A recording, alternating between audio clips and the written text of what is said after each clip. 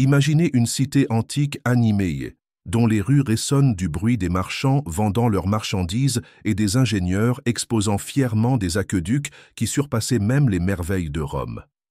Voici Ninive, une ville prospère il y a plus de 2700 ans. Véritable témoignage de l'ingéniosité humaine. Mais que peut nous apprendre cette cité oubliée sur les miracles et l'intervention divine dans nos vies? La réponse réside dans la compréhension que, tout comme Ninive était un phare d'espoir et de progrès, nous pouvons nous aussi vivre des miracles aujourd'hui grâce à la foi et à la croyance. Alors, comment Jésus vous a-t-il béni? Partagez vos histoires dans les commentaires et dites-nous d'où vous venez. N'oubliez pas que Jésus est à vos côtés à chaque étape. Qu'il vous bénisse abondamment. L'ingéniosité de l'ingénierie urbaine de Ninive est un monument à l'ingéniosité humaine et à l'apogée de la civilisation mésopotamienne. Bien qu'antérieure de plusieurs siècles aux aqueducs romains, l'infrastructure de Ninive rivalisait avec celle de Rome par sa complexité et son efficacité. Située près du Tigre, la cité antique nécessitait un système sophistiqué pour gérer et distribuer l'eau à sa vaste population urbaine. Métropole dynamique, elle était le fruit d'une convergence de cultures diverses et d'ingéniosité, mue par la nécessité et la volonté de prospérer dans un environnement vaste et dense. L'un des aspects les plus fascinants du système urbain de Ninive était son réseau complexe de 18 canaux, orchestrés pour transporter l'eau efficacement sur de vastes distances. Cette prouesse d'ingénierie complexe, fruit d'une confluence de créativité, de mathématiques et de coopération, témoignait de l'ingénierie civile avancée qui caractérisait cette époque. Les canaux, méticuleusement construits et entretenus, permettaient le transport de l'eau non seulement pour la consommation personnelle, mais aussi pour l'irrigation agricole, les bains publics et diverses industries qui parsemaient le paysage urbain. C'était une prouesse impressionnante, surtout compte tenu des outils et des matériaux disponibles à l'époque. Les remparts qui entouraient Ninive étaient aussi monumentaux que ces canaux, incarnant la grandeur de la ville et son importance stratégique. Ces constructions massives défendaient non seulement la ville des menaces extérieures, mais constituaient également un symbole marquant de la puissance et de la prospérité de Ninive. D'une circonférence d'environ 12 km, ces murs étaient construits en briques de terre crue renforcées de pierre et comportaient des portes qui contrôlaient l'entrée et le commerce à l'intérieur de la ville. Cette architecture défensive, intégrant l'art de diverses influences culturelles, alliait sécurité, fonctionnalité et esthétique, mais les merveilles ne s'arrêtaient pas à l'extérieur. Au sein de la ville, le brassage culturel qui s'y développait créait à la fois des opportunités uniques et des défis inévitables. L'architecture portait les marques de cette diversité, avec des espaces résidentiels et commerciaux imbriqués d'une manière qui reflétait la capacité d'adaptation de la ville. À mesure que la ville prospérait, le maintien de l'harmonie entre les enclaves culturelles devint primordial. Leurs approches architecturales uniques nécessitaient parfois des adaptations et des modifications supplémentaires pour s'intégrer à l'urbanisme global, reflétant une coexistence dynamique. Dans un lieu où les ressources devaient être canalisées vers un centre humain prospère, la logistique de la gestion de l'eau reflétait une organisation sociale plus profonde. L'exploitation de ces canaux nécessitait une planification, une affectation des effectifs et des solutions innovantes à des problèmes imprévus, témoignant d'une forme de proto-fonction publique. Ce système s'inscrivait dans un cadre socio-économique plus large, destiné à la fois à l'élite de la ville et à sa population active, mettant en avant un modèle d'interdépendance organisée essentiel à la pérennité de Ninive. De plus, à mesure que le paysage urbain se fondait dans la vie quotidienne, les réalisations techniques de Ninive ne se limitaient pas à des besoins pratiques. Elles influençaient profondément les aspects culturels, religieux et sociaux de ses habitants. Les espaces publics, conçus avec soin, servaient de lieux d'interaction, de rassemblement et de réflexion spirituelle, témoignant d'une intégration de l'utilité aux besoins sociétaux quotidiens. À Ninive, les systèmes devaient être adaptables, capables de s'adapter aux demandes changeantes de la population tout en restant cohérents avec les infrastructures plus larges. Néanmoins, si les réseaux de canaux représentaient un sommet de précision technique, ils étaient également sujets à des variations naturelles, exigeant une surveillance et des adaptations constantes. Les crues saisonnières, l'accumulation de limons et la dégradation naturelle des matériaux rendaient un entretien régulier indispensable. Ce besoin d'entretien en disait long sur la structure socio-économique de la ville, car il nécessitait une main-d'œuvre, une expertise technique et des ressources constantes. Dans cet étalement urbain croissant, chaque goutte d'eau reflétait la confluence de l'expertise, de la sagesse des générations précédentes et d'un engagement collectif pour le maintien de la vie à l'épicentre de la civilisation antique. L'ampleur de ces réalisations d'ingénierie révèle clairement que l'équilibre entre les ressources disponibles, la créativité humaine et les besoins sociétaux était délicat. Comprendre l'ingéniosité de l'ingénierie urbaine de Ninive suscite non seulement l'admiration, mais aussi un aperçu de l'intégration et de l'avant-garde de cette approche que de nombreuses civilisations ultérieures allaient imiter. Ainsi, la conception à la fois élaborée et pratique de Ninive constitue non seulement une merveille d'ingénierie, mais aussi un témoignage historique de la résilience, de l'ingéniosité et de l'imbrication des efforts communautaires visant à maintenir la vie et la culture dans un paysage urbain en constante expansion. En examinant ces prouesses techniques, nous entrevoyons le cœur de la Mésopotamie antique, vibrant d'innovation, d'adaptation et d'une aspiration constante à l'excellence. Au cœur des imposantes murailles de Ninive, la vie s'écoulait et se déroulait dans un entrelac étroit entre famille et économie. Le rythme de chaque foyer était synchronisé avec le rythme du marché et l'intense activité industrielle. Ici, les familles ne se contentaient pas de coexister. Elles participaient activement à une économie urbaine étonnamment complexe qui constituait le fondement de la ville. Chaque pas dans les ruelles ressonnantes et les chemins de traverse animés murmurait des récits d'ingéniosité et de persévérance industrieuse. Dans les denses quartiers résidentiels de Ninive, la distinction entre vie personnelle et vie professionnelle s'estompait presque totalement. Les maisons n'étaient pas seulement des lieux d'habitation, mais aussi des pôles économiques florissants.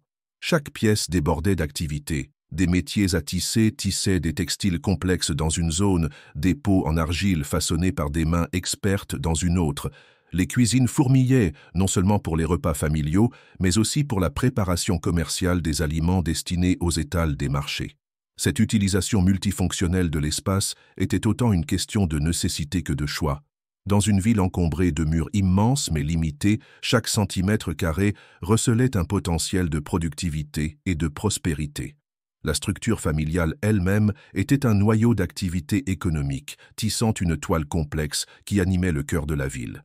Le patriarcat régnait fermement, le patriarche exerçant un contrôle absolu sur les ressources et les décisions, dirigeant la cellule familiale tel un petit navire économique naviguant sur une mer vaste et tumultueuse de commerce et de labeur.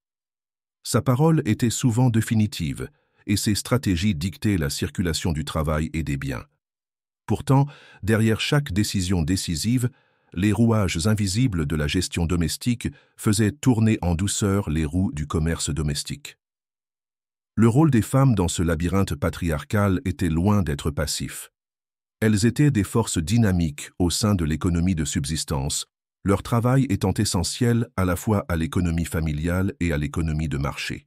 Tout en chérissant leur rôle de mères et d'éducatrices, elles étaient aussi des artisanes silencieuses, tissant, fabriquant et parfois commerçant, leurs mains expertes insufflant la vie à chaque pièce qui émergeait du foyer familial. Leur contribution soutenait souvent le foyer, contribuant à un équilibre fragile dans un climat économique pourtant difficile. Les enfants, eux aussi, n'échappaient pas aux contraintes de la ville. Leurs premières années passaient rapidement d'une innocence ludique à une participation active aux activités économiques familiales. En participant aux tâches, en apprenant des métiers et en comprenant les attentes implicites du commerce, ils devenaient les héritiers à la fois de la tradition et de l'innovation. La famille devint une véritable école vivante, enseignant par l'action et la nécessité. Cet endoctrinement pratique aux rigueurs de l'économie de Ninive donnait aux jeunes une compréhension approfondie de la survie dans un environnement urbain animé. Pourtant, malgré les difficultés de vivre dans des conditions aussi exigeantes et au sein de structures rigides, les familles faisaient également preuve d'une résilience remarquable. Elles s'adaptaient et innovaient, favorisant un esprit communautaire qui transcendait la simple survie. Ici, les relations dépassaient les limites du nucléaire. Les membres de la famille élargie, les voisins et même les membres de la guilde entretenaient des liens étroits, formant un filet de sécurité sociale propice à la camaraderie et à l'entraide. La vie économique à Ninive était à la fois exigeante et prospère, exigeant un équilibre délicat entre compétitivité et coopération. Les familles comptaient les unes sur les autres, formant des réseaux d'entraide étroits, voire partageant le travail. En cas de besoin, il n'était pas rare que les familles prêtant main forte à un voisin, sachant que l'aide serait rendue. Dans une ville surpeuplée et impitoyable, l'esprit communautaire était essentiel, un calendrier marquant plus que le temps, mais marquant le passage de la résilience collective et de la prospérité collaborative. Ce mélange intime de famille et d'économie contribua à l'essor de Ninive. Il posa des bases solides pour le chapitre suivant, où le marché dynamique de la ville allait s'épanouir et se transformer en un mélange vertigineux de commerce local et international.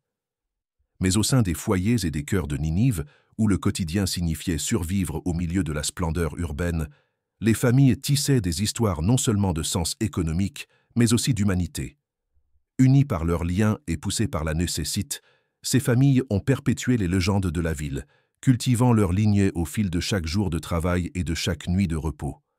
Chaque œuvre de leurs mains portait la double marque de l'effort individuel et de l'héritage collectif, témoin silencieux mais résilient de la vie trépidante de l'ancienne Ninive. Le marché et le système commercial de Ninive étaient le cœur vibrant de la ville, vibrant d'une énergie qui reflétait sa position de plaque tournante majeure du monde antique. En parcourant les artères animées de Ninive, l'air était chargé des riches arômes d'épices exotiques et du brouhaha lointain des marchands marchandant soie et argent.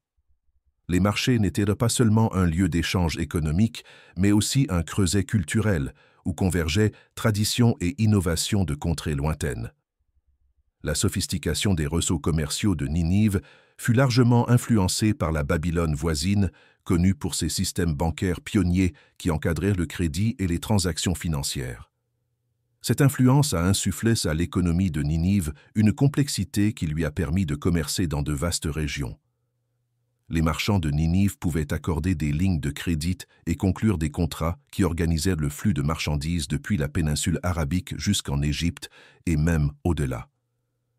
Le succès commercial de Ninive résidait au cœur de sa capacité à allier les principes du libre marché à un système de contrôle des guildes réglementées. Les artisans locaux, dont la réputation reposait sur la qualité et le caractère unique de leur artisanat, formaient des guildes strictes. Ces guildes maintenaient des normes élevées, contrôlant non seulement leur artisanat, mais aussi les marchés, garantissant que les produits fabriqués à Ninive répondent à certains critères de qualité, renforçant ainsi la réputation commerciale de la ville.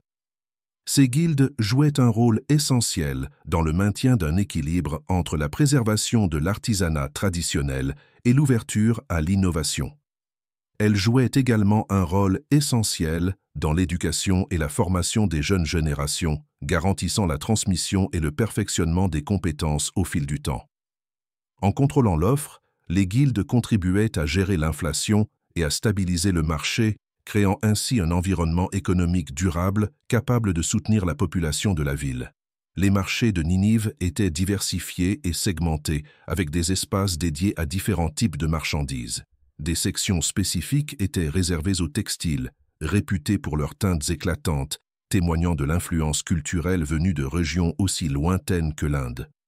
Les métaux, autre secteur vital, reflétaient l'importance stratégique de la ville sur les routes commerciales, où le cuivre, l'étain et le bronze étaient échangés et transformés en outils et ornements par des artisans qualifiés. Ninive n'était pas seulement reliée au monde par voie terrestre. Le Tigre était une voie navigable essentielle, offrant une voie efficace pour le transport de marchandises en vrac. De grandes barges transportèrent des céréales, du poisson et d'autres marchandises en provenance des régions situées en amont, tandis que les quais animés facilitaient le flux régulier de marchandises entrant et sortant de la ville. Le commerce était intimement lié à la vie quotidienne de Ninive, influençant tout, des habitudes culinaires à la mode. Les épices d'Arabie et d'Inde apportaient de nouvelles saveurs à la cuisine locale, tandis que les linges égyptiens et les céramiques babyloniennes ornaient les maisons, offrant un aperçu des goûts et des préférences façonnées par les échanges internationaux. Ce réseau commercial a favorisé la croissance de Ninive, devenue une métropole cosmopolite, un lieu où se mêlaient idées, religions et technologies. L'influence des terres lointaines se manifestait non seulement dans les matériaux échangés, mais aussi dans les échanges culturels et intellectuels qui traversaient ces voies ancestrales. Les marchands eux-mêmes étaient souvent des figures respectées dans la société, leur richesse et leurs relations leur conférant une certaine influence. Cependant, leur succès reposait largement sur la coopération avec les autorités locales, qui assuraient le bon fonctionnement des marchés et l'application des lois et des normes. Cela a permis à Ninive de conserver un contrôle central fort sur le commerce, tout en bénéficiant de l'esprit d'entreprise de ses marchands. Cette dynamique d'échange culturel et économique, source de prospérité et de diversité, faisait partie intégrante de l'identité de Ninive. L'intégration de systèmes commerciaux aussi complexes a non seulement façonné son économie, mais a également contribué à façonner une société à la fois progressiste et traditionnelle. Les réseaux commerciaux de Ninive n'étaient pas des structures purement économiques. Elles étaient également des instruments de cohésion sociale, rassemblant les gens et favorisant une identité commune transcendant les frontières locales et régionales. Cette interconnexion, forgée par les échanges commerciaux, a créé une ville unifiée, capable de répondre collectivement aux défis et aux opportunités, une adaptabilité qui allait plus tard s'avérer cruciale lorsque Ninive a dû faire face à des périodes de profonds changements et de transformations. En quittant les marchés animés de Ninive, bouillonnant d'échanges commerciaux dynamiques et multiculturels, nous nous concentrons sur un récit qui reflète la transformation à son niveau le plus profond. Au cœur des tapisseries durables de l'histoire de Ninive se cache une métamorphose spirituelle qui transcende les réussites économiques et politiques. Cette transformation est gravée dans les annales des textes sacrés, une histoire de rédemption sur fond de cité réputée pour son culte païen et sa puissance militaire. C'est l'histoire de Jonas, un prophète réticent, et de sa mission improbable aux conséquences divines. Le livre de Jonas, long de seulement 4 chapitres, renferme une épopée de repentance et de rédemption.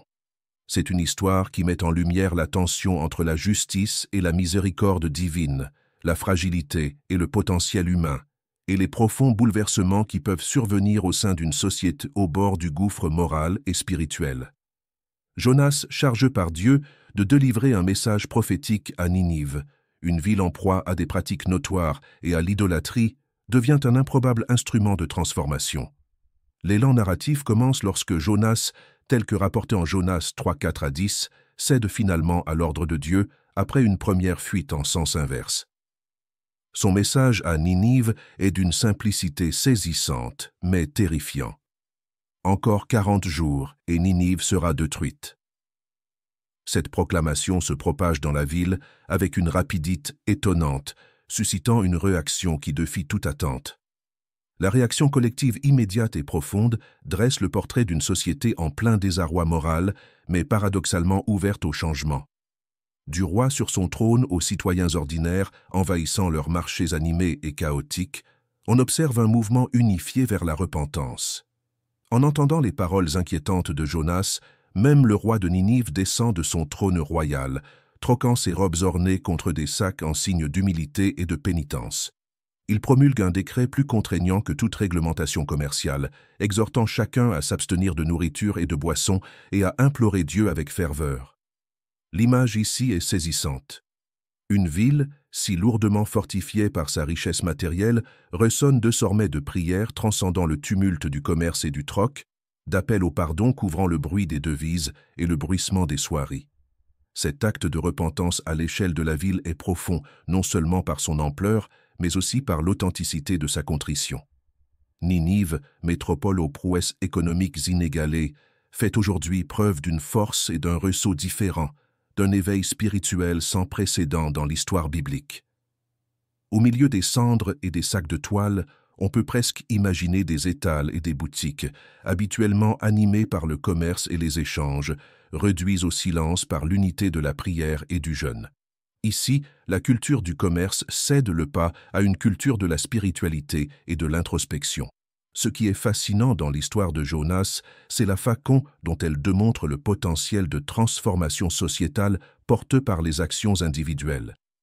Alors que chaque citoyen tournait son cœur vers Dieu, ce changement collectif a eu un effet d'entraînement, influençant toutes les couches de la société ninive. Peut-on imaginer les conversations interrompues, les projets reportés et les transactions interrompues, tandis que la nouvelle se répandait comme une traînée de poudre, déclenchant un changement au cœur même de la ville? Les conséquences de la repentance collective de Ninive illustrent l'ampleur de la grâce divine. La miséricorde divine l'emporte sur le jugement imminent, épargnant à la ville la calamité annoncée. Ce repit inattendu met en lumière un thème central de nombreux enseignements spirituels. Le changement est toujours possible et la rédemption est à portée de main, quelles que soient les transgressions passées. L'histoire de Jonas à Ninive résonne à travers le temps par sa représentation du pouvoir rédempteur qui peut se manifester lorsque des personnes se détournent résolument des voies destructrices pour s'engager sur la voie du renouveau spirituel.